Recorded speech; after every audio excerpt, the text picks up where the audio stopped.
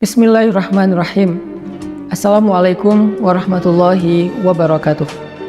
Teman-teman sekalian, kita hari ini akan melanjutkan sharing dan konten tentang libatin Allah.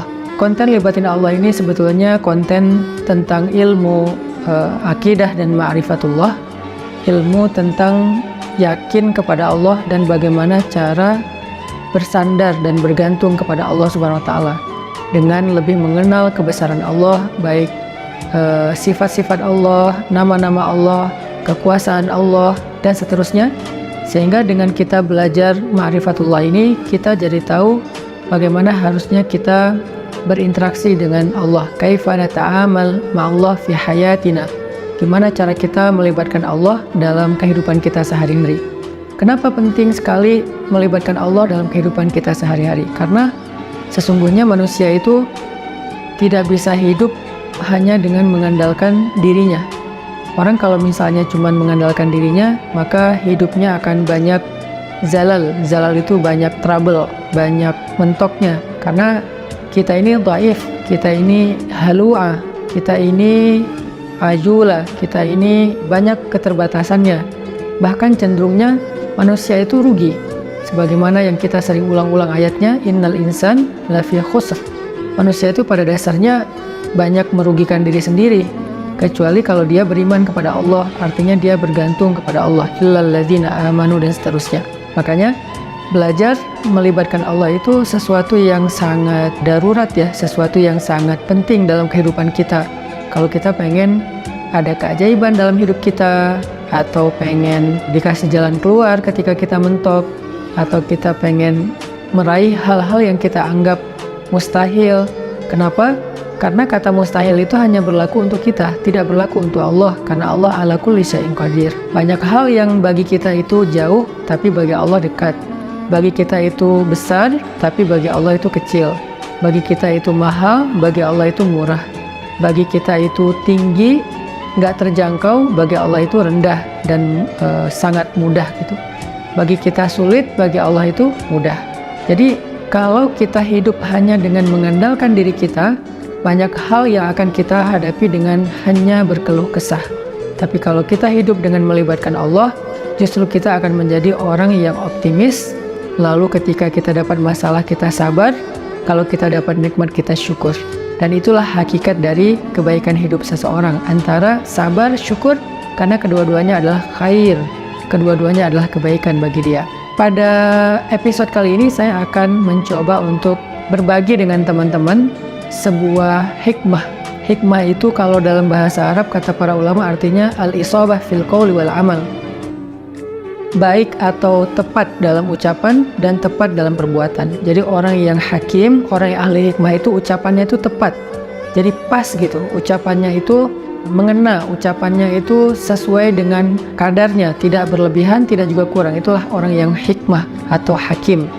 Nah, di antara orang-orang yang hikmah itu nanti kita juga mengenal namanya Luqmanul Hakim. Di dalam Al-Quran ada suratnya, yaitu surat Luqman. Nah, ada banyak sekali hikmah yang disampaikan para ulama tentang bagaimana cara kita melibatkan Allah, dan hikmah ini pasti diambil dari Al-Quran dan hadis yang kemudian dibahasakan ulang dengan bahasa para ulama. Salah satu kitab yang saya suka banget, yang isinya adalah kumpulan hikmah-hikmah, kumpulan kata-kata yang bijak dan penuh dengan kebaikan, itu adalah kitab Al-Hikam yang ditulis oleh seorang ulama besar dari Mesir yang bernama Ibnu Athaillah As-Sakandari. Nah, beliau menulis kitab hikam yang sangat terkenal. Salah satu di antara hikmah yang luar biasa tentang bagaimana cara kita melibatkan Allah itu, beliau mengatakan min alamatil i'timad 'alal amal nuqsanur raja' 'inda wujudiz zalal. Salah satu di antara tanda-tanda orang terlalu bergantung kepada ikhtiar, bergantung kepada amalnya, bergantung kepada perbuatannya, bergantung kepada usaha dirinya adalah nuqsanur raja', berkurangnya harapan kepada Allah inda wujudiz zalal, ketika ada masalah dalam hidupnya. Maksudnya apa? Seringkali kita gini, kita tuh jadi kayak berani berharap yang baik-baik kepada Allah kalau apa yang kita harapkan itu masih logis. Jadi kita kayak tahu gitu gimana cara mengikhtiarkan hal itu. Kita tahu bagaimana cara mendapatkan hal itu, sehingga kita masih berharap kepada Allah, ya Allah mudahkanlah saya. Misalnya kayak kita pede bisa dapat kerjaan, atau misalnya kita udah ngerasa bahwa insya Allah saya layak mendapatkan pekerjaan itu, sehingga kita mendaftar di sebuah perusahaan. Kita masih berharap pada Allah supaya Allah mudahkan urusan kita. Tapi ketika ternyata kita ditolak sana sini, kita ketuk setiap pintu-pintu di bumi, ternyata nolak kita sehingga kita nggak punya kerjaan, kita tiba-tiba jadi putus asa, jadi nggak berharap lagi, jadi nggak optimis, karena ngerasa kayaknya pintu-pintu bumi udah tertutup. Karena ngerasa kayaknya ikhtiar kita itu udah mentok, kayaknya udah nggak ada lagi perusahaan yang bisa kita hubungi gitu. Sehingga ketika pintu-pintu di bumi udah tertutup, kita jadi berkurang juga harapan kita kepada Allah. Padahal orang yang baik dalam melibatkan Allah dalam hidup itu justru di saat pintu-pintu di bumi tertutup, dia masih berharap kepada Allah. Di saat itulah Allah terlibat. Jadi jangan sampai ketika pintu bumi tertutup, manusia meninggalkan kita, jalan-jalan ikhtiar itu kayaknya udah mentok, kita jadi berprasangka buruk dan tidak lagi berani berharap yang baik-baik kepada Allah. Justru ketika keadaan kita lagi sulit, keadaan kita lagi mentok, pintu-pintu di bumi tertutup, manusia meninggalkan kita, justru saat itulah saat kita bisa melibatkan Allah seutuhnya, karena tidak tercampur dengan keyakinan kita kepada makhluk. Dan saat itulah saat yang paling ajaib, saat kita mentok. Maka harusnya ketika kita mentok, ketika kita merasa kayak nggak ada harapan di antara manusia atau di bumi, kita justru semakin besar harapannya kepada Allah Subhanahu wa Ta'ala. Dan itulah cara paling ajaib melibatkan Allah dalam urusan kita. Kayak masalah jodoh misalnya. Ada orang yang dia udah siap menikah, udah punya pekerjaan tetap, punya penghasilan yang baik, kemudian secara penampilan dia juga good looking, orangnya juga baik gitu. Terus dia suka sama seorang cewek. Datanglah dia untuk melamar cewek tersebut, dan sepertinya cewek itu juga kayaknya perhatian sama dia, sehingga dia nggak tahu GR apa enggak, dia kayak berharap kayaknya nih udah waktunya nih saya serius dan melamar dia. Sebelum dia berangkat ke rumah calon istrinya, dia berdoa kepada Allah, ya Allah mudahkan urusan saya, ya Allah semoga saya bisa menjadi suami yang baik bagi dia, semoga lamaran saya diterima, bla bla bla. Dia berdoa kepada Allah, dia berharap pada Allah karena dia percaya bahwa ada jalan untuk mendapatkan yang dia inginkan. Lalu ketika yang terjadi justru sebaliknya, dia ditolak walaupun dengan cara baik-baik, atau bahkan mungkin dengan cara yang agak sedikit kasar. Perempuan itu menolak dia, atau calon mertuanya yang menolak, ayah dari perempuan itu yang menolak, atau mungkin ada banyak masalah lain yang terjadi sehingga nggak bisalah dia melamar perempuan itu. Apakah dia masih berharap kepada Allah? Kalau dia sudah tidak lagi berharap pada Allah, berarti selama ini dia sebetulnya lebih bergantung kepada ikhtiarnya, kepada usahanya daripada kepada Allah. Makanya tidak terjadi keajaiban. Bukan begitu cara melibatkan Allah. Justru ketika lamarannya ditolak, saat itulah dia bisa mengandalkan Allah seutuhnya. Karena tidak bisa lagi mengandalkan good looking, gak bisa lagi mengandalkan mapan, gak bisa lagi mengandalkan ikhtiar-ikhtiar manusiawi. Saat itulah dia seutuhnya bisa mengandalkan Allah, dan itulah cara melibatkan Allah untuk mendapatkan keajaiban dalam hidup. Sehingga jangan berputus asa dan jangan nyerah. Kalau nggak bisa mengetuk pintu hati manusia, maka ketuklah pintu rahmat Allah Subhanahu wa Ta'ala, dan Allah lah yang membolak-balikan hati. Kalaupun nggak perempuan itu, Allah akan gantikan dengan perempuan lain yang lebih baik daripada dia untuk kita. Artinya nggak boleh berhenti berharap kepada Allah. Justru berharap kepada Allah di saat kita sedang sulit, itulah cara paling ajaib mendatangkan keajaiban Allah Subhanahu wa Ta'ala.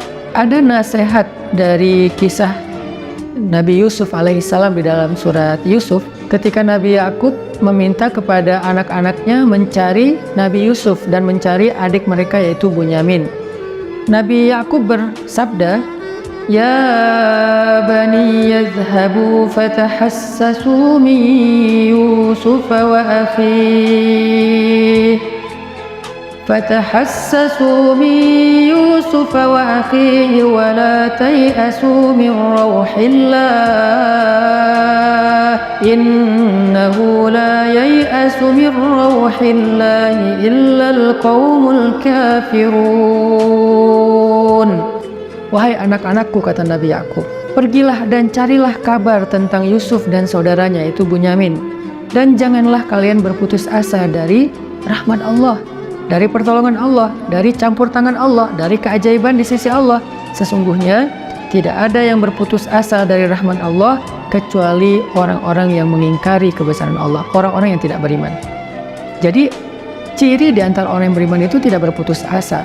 Dan kalimat putus asa ini tidak akan muncul kalau tidak ada zalal, tidak ada masalah, kalau nggak mentok. Nggak mungkin dong kita berputus asa sementara jalan masih terbuka lebar, segalanya masih normal, semuanya masih sesuai prediksi kita. Itu nggak ada alasan kita berputus asa. Justru alasan berputus asa itu ketika kita punya masalah, mentok, trouble, error, bla bla bla. Justru saat itulah kita rentan dengan putus asa. Nah, orang yang beriman di saat itu justru mereka bertambah yakin kepada Allah, tidak menjadi orang yang yai'as, menjadi orang yang berputus asa atau yusi'udzon billah, mereka berburuk sangka kepada Allah. Wa tadhunnuna billahi dzunun, kalian berprasangka kepada Allah dengan prasangka yang tidak pantas. Kenapa? Karena orang beriman tidak pernah berhenti berharap kepada Allah yang baik-baik. Bahkan ketika ada masalah paling berat dalam hidupnya, saat itulah dia semakin berharap kepada Allah dan semakin bergantung kepada Allah. Dan saat itulah keajaiban Allah terjadi. Coba renungkan firman Allah di dalam surat An-Naml ayat 62. Bismillahirrahmanirrahim.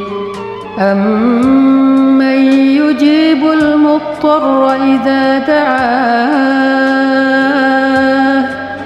amman yujibul muttarra idza da'ahu wa yakshifus su' wa yaj'alukum khulafa'al ardh أإله مع الله أإله مع الله قليلا ما تذكرون. Siapakah yang akan memperkenankan doa orang-orang yang sedang kesulitan jika dia berdoa kepada Allah dan kemudian menghilangkan keburukan dari mereka dan menjadikan kalian sebagai pemimpin-pemimpin di muka bumi? Apakah ada ilah yang patut disembah bersama dengan Allah? Qalilan ma tazakkarun, sedikit sekali apa yang kalian mengerti. Siapakah yang akan menjawab doa orang yang ketika muttar? Apa itu muttar? Muttar itu artinya orang yang sedang dalam kesulitan yang luar biasa. Muttar itu artinya orang yang sedang dalam kesusahan yang sangat besar. Muttar itu artinya orang yang udah mentok, itulah muttar.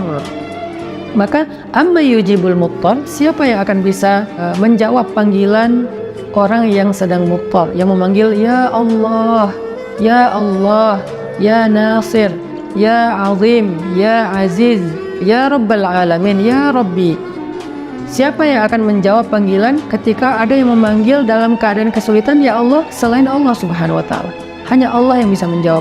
Ketika manusia tidak bisa menjawab, orang tua nggak bisa menjawab, teman-teman nggak bisa menjawab, mereka nggak ngangkat telepon, nggak ngebalas WA, nggak ada yang mau membantu kita, nggak ada yang yujib. La ahad yujibuna, tidak ada satupun yang menjawab kita. Faman yujibul muttar, siapa yang menjawab kita ketika dalam keadaan muttar seperti itu? Allah. Maka di dalam ayat ini Allah ngasih kita nasihat, wahai hambaku, la tahzan kalau manusia tidak menjawabmu, la tahzan kalau manusia tidak memenuhi panggilanmu, la tahzan kalau manusia meninggalkanmu, mengabaikanmu, la tahzan kalau mereka berpaling dari kamu. Kenapa? Aku tidak akan pernah meninggalkanmu, aku tidak akan pernah menyia-nyiakanmu. Wadduha wal laili idza saja ma wadda'aka rabbuka wa ma qala, ma wadda'aka rabbuka wa ma qala. Tuhanmu tidak pernah meninggalkanmu dan tidak benci kepadamu, wahai hambaku, walaupun kamu pendosa sekalipun. Ada 3 kondisi di mana seseorang itu doanya tidak ada hijab dengan Allah. Salah satu di antara 3 kondisi itu adalah ketika orang ini terzolimi.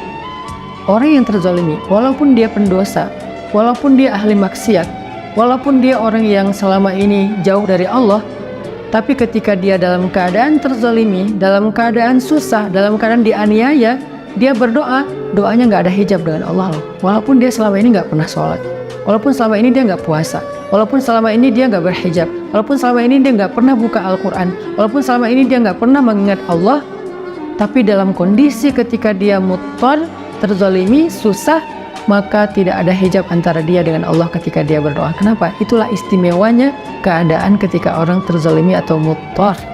Allah nggak ngelihat dia puasa atau enggak, Allah nggak ngelihat dia sholat apa enggak. Yang Allah lihat dia memanggil Allah atau enggak. Makanya hati-hati kata Nabi dengan doa orang yang terzalimi.